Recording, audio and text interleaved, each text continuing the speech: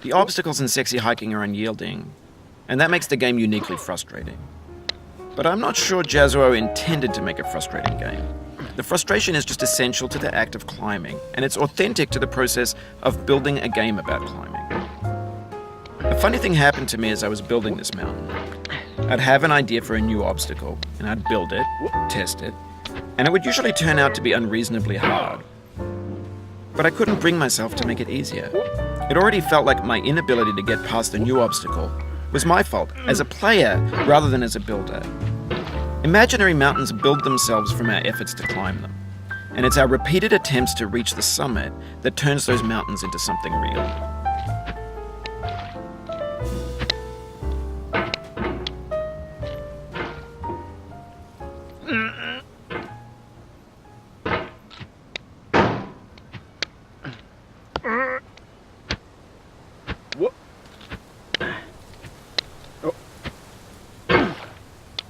Oof, sorry about that.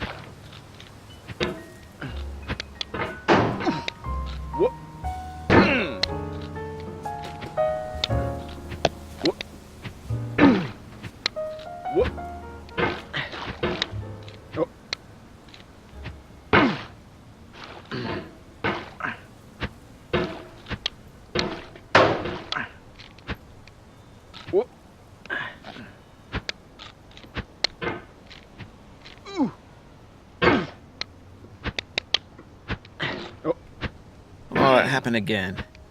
Keep on trying, don't let it get to you.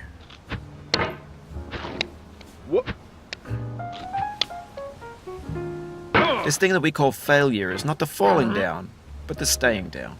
Mary Pickford.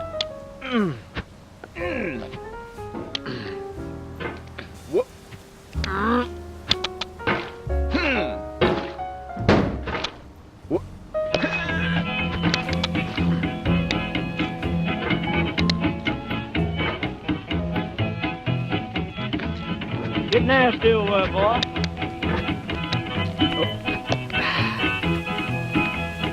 Going down the road feeling bad. I'm going down the road feeling bad. Going down the road.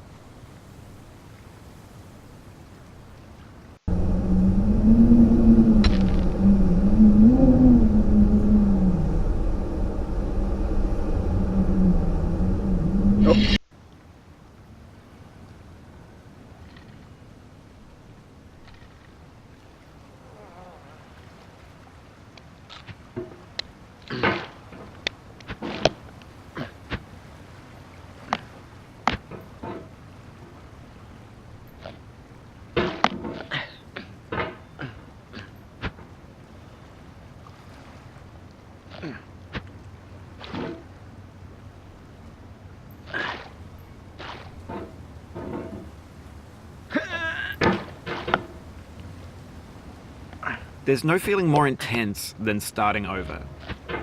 If you deleted your homework the day before it was due, as I have, or if you left your wallet at home and you have to go back after spending an hour in the commute. If you won some money at the casino and then put all your winnings on red but it came up black. If you got your best shirt dry cleaned before a wedding and then immediately dropped food on it. If you won an argument with a friend and then later discovered that they just returned to their original view. Starting over is harder than starting up. If you're not ready for that, like if you've already had a bad day, then what you're about to go through might be too much. Feel free to go away and come back. I'll be here. Alright, thanks for coming with me on this trip. I'll understand if you have to take a break at any point. Just find a safe place to stop and quit the game. And don't worry, I'll save your progress, always, even your mistakes.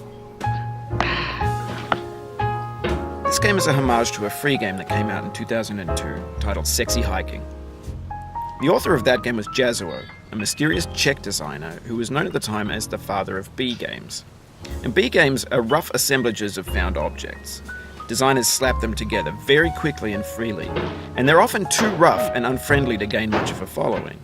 They're built more for the joy of building them than as polished products.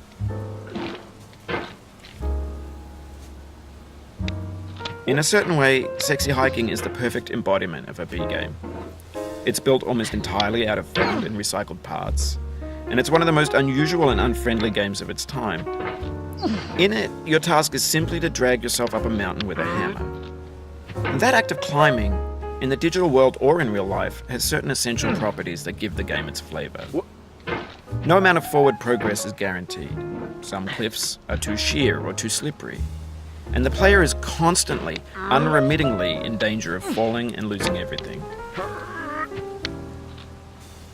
Anyway, when you start Sexy Hiking, you're standing next to this dead tree that blocks the way to the entire rest of the game. It might take you an hour to get over that tree, and a lot of people never got past it. You prod and you poke at it, exploring the limits of your reach and your strength, trying to find a way up and over. And there's a sense of truth in that lack of compromise. Most obstacles in video game worlds are fake. You can be completely confident in your ability to get through them once you have the correct method or the correct equipment or just by spending enough time. In that sense, every pixelated obstacle in Sexy Hiking is real. The obstacles in Sexy Hiking are unyielding, and that makes the game uniquely frustrating. But I'm not sure Jazuo intended to make a frustrating game. The frustration is just essential to the act of climbing, and it's authentic to the process of building a game about climbing. A funny thing happened to me as I was building this mountain. I'd have an idea for a new obstacle, and I'd build it, test it, and it would usually turn out to be unreasonably hard. But I couldn't bring myself to make it easier. It already felt like my inability to get past the new obstacle was my fault, as a player rather than as a builder. Imaginary mountains build themselves from our efforts to climb them, and it's our repeated attempts to reach the summit that turns those mountains into something real.